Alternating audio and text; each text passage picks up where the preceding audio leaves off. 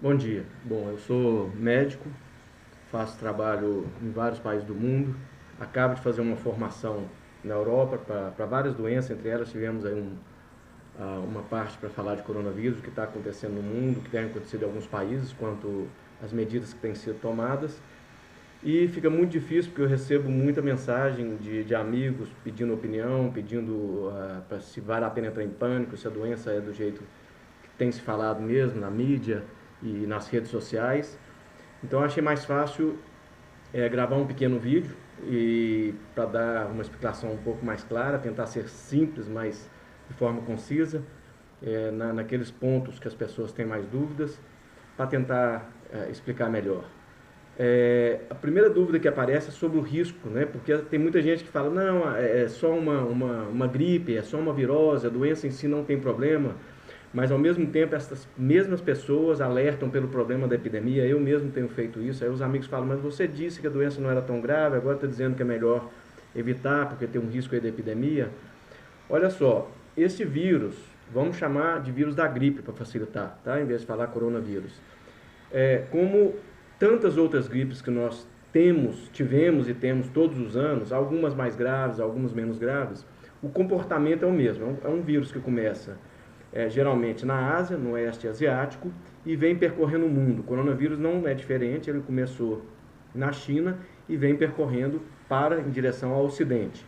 Né? As vacinas de gripe são feitas assim, elas começam lá e faz-se a vacina a partir desse começo, né? Porque os vírus mudam, cada ano pode haver vírus novos, faz a vacina e nós tomamos a vacina aqui para não adoecer desse vírus que começou lá. O coronavírus não está sendo diferente, ele começou no oeste asiático e está percorrendo o mundo em direção ao ocidente, né? Já chegou ao ocidente, já chegou nas Américas. Então, o que acontece? Não é uma gripe um pouco mais grave do que a gripe habitual que a gente tem todos os anos, mas menos grave do que outras que nós já tivemos, ou seja, menos perigosa. Por outro lado, o risco maior que existe hoje é do colapso do sistema de saúde e é o que tem acontecido em vários países, né? O que é o colapso do sistema de saúde? A gripe, né, ela tem uma curva, as pessoas começam a adoecer, vai aumentando, aumentando, depois faz um platô, né, uma linha, e segue por um período e depois ela diminui. No caso do coronavírus, o que está acontecendo está tendo um pico muito alto, muitas pessoas doentes ao mesmo tempo, ela cresce, né, e depois é que ela começa a descer. Então, como você tem muitas pessoas doentes ao mesmo tempo, você tem mais demanda do sistema de saúde. E isso é que leva o sistema de saúde a colapsar. Ou seja, se você quer uma consulta, seja particular ou seja pelo SUS, se você precisa de uma hospitalização ou se você precisa, né, de uma hospitalização de CTI, o sistema está lotado porque muita gente adoeceu ao mesmo tempo. Então, esse é o risco da epidemia, que muita gente, nesse caso aqui, tá, gente? Eu tô falando nós estamos falando específico do coronavírus. Muita gente doente ao mesmo tempo. Aí está o caso da China, está o caso da Coreia, está o caso da Itália, entre outros países, Estados Unidos. Né? Os Estados Unidos um pouco mais complicado porque não tem medicina pública, então as pessoas têm que pagar e quando tem que pagar tarda mais a procurar a ajuda. Então, o risco do vírus, o risco de pegar contra o vírus é o mesmo, a gente pode considerar o mesmo que a gente teve com qualquer outra gripe, outras gripes que a gente teve. As outras gripes também, os idosos são muito vulneráveis, né? São pessoas mais frágeis que quando pegam gripe têm tendência a se complicar, a pegar outras doenças respiratórias, principalmente a pneumonia. Neste caso não é diferente, né? Qual a diferença? Se o idoso contrair uma pneumonia quando estiver com gripe e precisar do sistema de saúde, o sistema de saúde estiver já lotado, essa pessoa não terá acesso a uma vaga, seja privado ou seja público, tá, gente? Aqui não estamos falando de um sistema ou de outro. Os dois sistemas se colapsam junto num país como o Brasil. Então, essa pessoa que precisa ser hospitalizada e não tem vaga, ela pode falecer. Outra condição é quando a pessoa já tem alguma doença, o diabético, o hipertenso, câncer, outras doenças, né, desnutrição, e ela contrai a gripe. Se ela contrair o coronavírus, ela é mais susceptível à complicação. E é assim para todas as outras gripes, né? Mas se essa pessoa precisar internar para se tratar, como eu já disse, o sistema está superlotado, então essa pessoa tem risco de não achar vaga e falecer, né? E os sistemas, mesmo para a pessoa que está hospitalizada, como os hospitais estão superlotados, os médicos trabalhando mais, Óbvio que isso leva a uma baixa da qualidade do serviço também, a despeito dos médicos se dedicarem muito, os enfermeiros se dedicarem muito, o pessoal do hospital se dedicar muito, é muito mais difícil trabalhar em hospitais superlotados, pessoas que às vezes estão trabalhando muito, né, já esgotadas, cansadas, a mortalidade pode aumentar também dentro dos hospitais. Outra situação peculiar para o Brasil, isso não é para todos os países, é que no Brasil médicos e enfermeiros costumam trabalhar em 2, 3 hospitais. Então, se um médico ou uma enfermeira adoecer, eles não vão deixar de trabalhar apenas em um hospital, eles vão deixar de trabalhar em 2 ou 3. Isso também piora a situação dos hospitais, né? Por exemplo, na Itália eles estão pedindo ajuda dos médicos aposentados, que voltem a trabalhar para ajudar. É uma boa saída, é uma boa jogada do governo italiano para ajudar o acesso das pessoas. Outra situação é que mesmo se o profissional não adoeça, se ele for dedicar a um hospital, porque o hospital vai pedir, olha, trabalhe um pouco mais, trabalhe mais dias ou mais horas para ajudar, se ele permanecer no seu hospital, ele não vai entrar no outro. Então, existe uma falta de médico em algum hospital, porque os médicos estão trabalhando mais horas em algum dos hospitais que ele trabalha. Isso também ajuda a colapsar o sistema. Então, a gente vê assim que é uma cadeia de problemas. O que deve ser feito para isso? Atrasar esse pico alto que eu falei de doença, ou seja, diminuir a quantidade que vem de uma vez só. Olha bem, isolar, a gente vai falar do isolamento. Existe o isolamento para pessoas doentes, existe o isolamento de pessoas que tiveram contato com pessoas doentes e existe o isolamento social, né? Que muitos países hoje estão tomando essa decisão, como? Parando de ir para a escola, né? Fechando as escolas, fechando os eventos esportivos, as reuniões, manifestações onde as pessoas se aglomeram, para evitar o contato íntimo entre as pessoas. Esse é o isolamento social. Qual que é o objetivo disso? É não adoecer? Não. Olha, a gripe, ela tem um curso e ela vai acontecer, ela está acontecendo, ela vai acontecer. Ah, os idosos, temos que proteger, não ter contato com os idosos, não. Isso vai evitar que o idoso adoeça? Provavelmente não, tá? Provavelmente todas as pessoas que se isolem, estando sadias, provavelmente as que vão adoecer de toda forma. E não é todo mundo que vai adoecer como gripe, nem todo mundo adoece. Qual é a diferença? Se nós fizermos o doente, quando a gente isola o doente, é para quê? Para que ele não passe a doença para os outros, tá? Eu vou começar a definir os tipos de isolamentos agora. Então, o doente isolado é para evitar que ele continue passando a doença para outras pessoas ou passe a doença para outras pessoas. A pessoa que teve contato com alguém doente, por que ela deve ser isolada? Porque se ela tiver contraído o vírus, né, esse vírus, a doença deve manifestar dentro de 14 dias. Então, essa pessoa faz a quarentena durante 14 dias, ou seja, fica isolada durante 40 dias.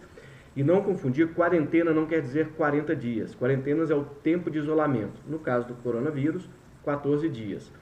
A doença deve manifestar até 12 dias. Então, em 14 dias, se ela não manifestou, quer dizer que o contato não contraiu a doença, tá?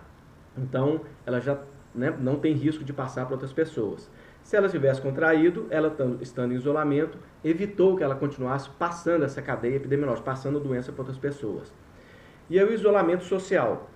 Quando a gente coloca, por exemplo, as pessoas estão dizendo, ah não, então criança não vai para a escola, fica com a vovó. Se a criança não estiver contaminada, ela não passa para a vovó, não teria problema. Aí o problema seria os pais, porque cada vez que os pais vêm buscar a criança, ele está em contato com a vovó, né, com os avós e com a criança. Então os pais que estão tendo uma vida social, indo trabalhar, andando de ônibus, elevador, trabalhando com outras pessoas, em contato com outras pessoas, pode contrair o vírus e passar tanto para os avós da criança quanto para a criança. Olha como é que inverte um pouco. Se essa criança já tiver contraído o vírus na escolinha ou em algum lugar, ela pode levar para os avós. Mas se ambos estiveram juntos sem ter contato com o doente, elas não vão passar um para o outro. Né? Então existe aí, a discussão ela é mais ampla do que se parece, é menos simples do que algumas pessoas querem fazer parecer, simplesmente colocando mais pânico, dizendo que se a criança fica com os avós, vai passar a doença para os avós. Só passa se ela já tiver contraído de alguém doente, tá? Então, o isolamento social, o que é? Dentro da escola, dentro do trabalho, dentro de um jogo esportivo, qualquer um show de música, as pessoas estão aglomeradas, estão juntas. Então, podem, se tiver alguém ali doente, passar para outras pessoas. E aquelas pessoas vão sair dali, levar para casa, levar para o seu trabalho, levar para outros lugares.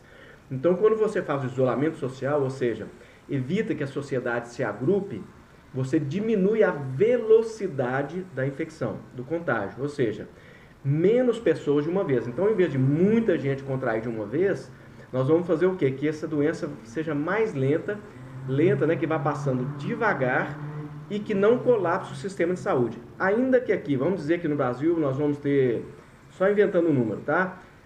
30 mil casos total. Se tudo vier de uma vez, você colapsa o sistema de saúde, além de colapsar também a economia do país, né? Você cria um problema também econômico.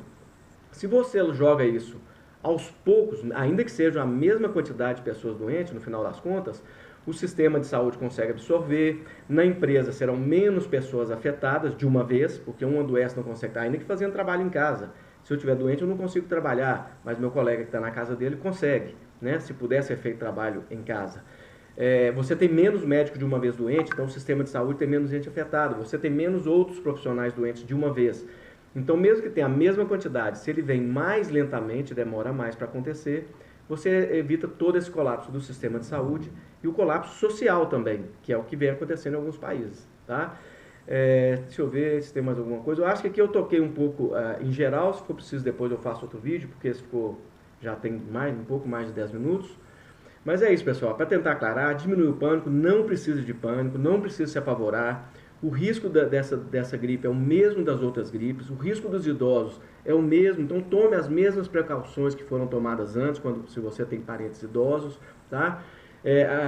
O risco da doença todo mundo tem, né? Porque eu sou jovem, sou adulto jovem, então não tem problema, eu posso ir para um bar, eu posso ir para um clube, eu posso ir para um show. Não, você tem o mesmo risco de doença e ao contrair a doença, você coloca em risco a sociedade, você coloca em risco membros da sua família, né? Eu vou num show porque eu sou jovem, se eu pegar a doença, a probabilidade de eu morrer é pequena, então eu não me preocupo. Eu passo a doença para um parente meu idoso, né?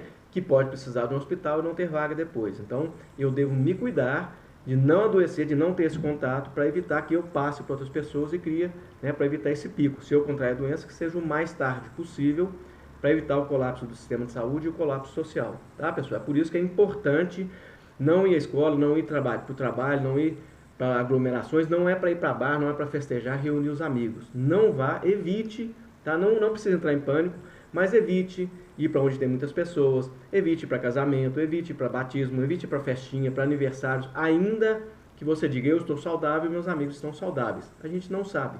A gente não sabe quem já teve contato, quem está espalhando o vírus, tá?